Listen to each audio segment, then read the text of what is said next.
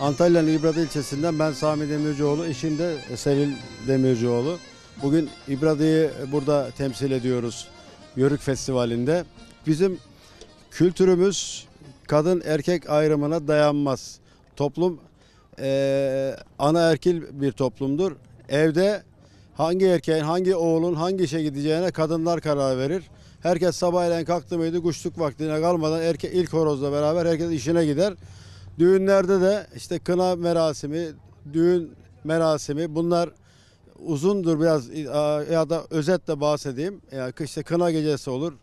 Sonra düğün ertesi gün olur. Yufka olarak başlar düğünler.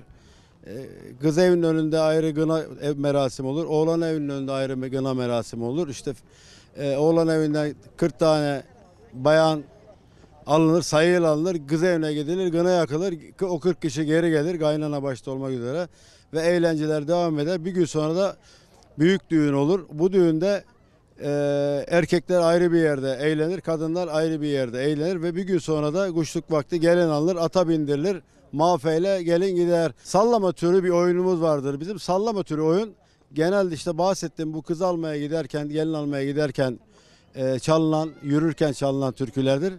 Cezayir'i buna bir örnektir. Cezayir türküsü ya da Çöre Ağacı türküsü buna bir örnektir.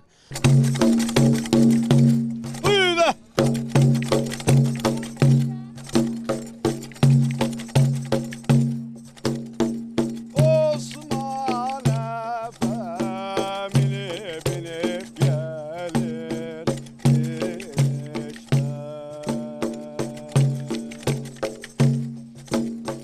Her yanları görünmüyor gümüşte. Uydum. Vallahi billah haberim yok bu işten.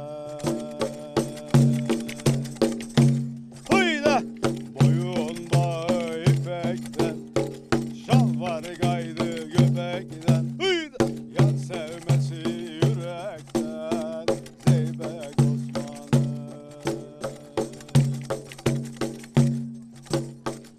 Nerelisin nereli, sordum aslın nereli, candan seveli.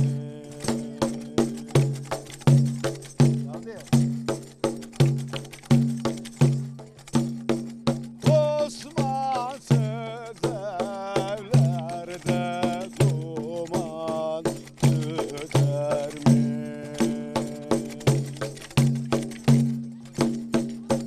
Üç göz bir Osman'ın yerini tutar mı?